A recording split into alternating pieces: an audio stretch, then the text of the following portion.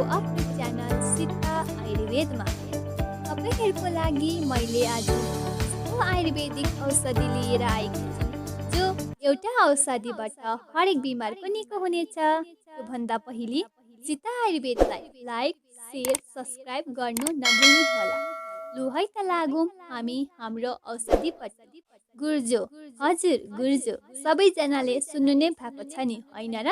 तर आज मैले यसको गुण र फाइदा यो कहाँ भेटिन्छ, यो कसरी बनाउने र यसले के बिमार निको हुन्छ र यसको गाडा कसरी बनाउने भन्ने कुरामा जानकारी दिनेछु। लु है त लागौँ हामी। नेपालीमा हामी गुर्जो भन्छौँ भने हिन्दीमा गिलोय र संस्कृतमा अमृता भन्छौँ। पुर्खादेखि नै यो गुर्जोलाई अमृतको रूपमा मानि आइरहेको एउटा आयुर्वेदिक औषधि हो। आयुर्वेदिक अनुसार यसको जरा, डन्ठा, पत्ता सबैमा गुण भेटिन्छ। यसलाई कसरी चिन्ने त भन्दाखेरि यसको लहरा लहरा हुन्छ र रुखमा बेरिएको हुन्छ। प्राय जस्तो जङ्गलमा भेटिन्छ र पत्ता पानको जस्तो हुन्छ। सुनौँ है त अब यसले के बिमार निको पार्दो रहेछ त।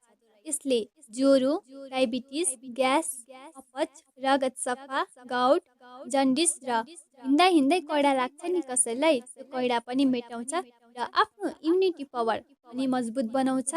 र कसैलाई भोक लाग्दैन, खान मन लाग्दैन भने पनि खाना पनि रुचाउँछ।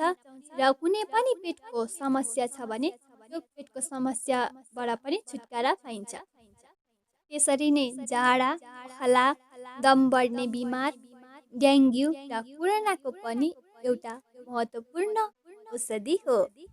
यसलाई अब कसरी खाने त भन्दाखेरि यो 1 लिटर पानीमा बुढी अम्ला जत्रो 3 फिट लामो 2 टुक्रा पार्नुहोस् र कुच्याएर हालिदिनुहोस् र मजाले उमाल्नुहोस् पानी। र जब पानी 1 पाउ हुन्छ नि घटेर तब निकालिदिनुहोस् र सेलाउनुहोस् र सेलाएपछि यसको सेवन गर्नुहोस्। यसरी सेवन गर्नाले तपाईँको इम्युनिटी पावर मजबुत हुन्छ र तपाईँको भित्री रोगहरू सबै निको हुन्छ। यो त भयो तत्कालै खाने विधि। अब यसलाई राखेर खाँदा चाहिँ कसरी खानु त भन्दाखेरि यसको बोक्रा तास्नुहोस् र मजाले घाममा सुकाउनुहोस्। मजाले सुकेपछि कुटेर धुलो बनाउनुहोस् ओखलमा र एउटा बट्टामा हालेर राख्नुहोस्। जब तपाईँ पानीहरू पिउनुहुन्छ नि त्यतिखेर त्यो धुलो हालेर खानुहोस्।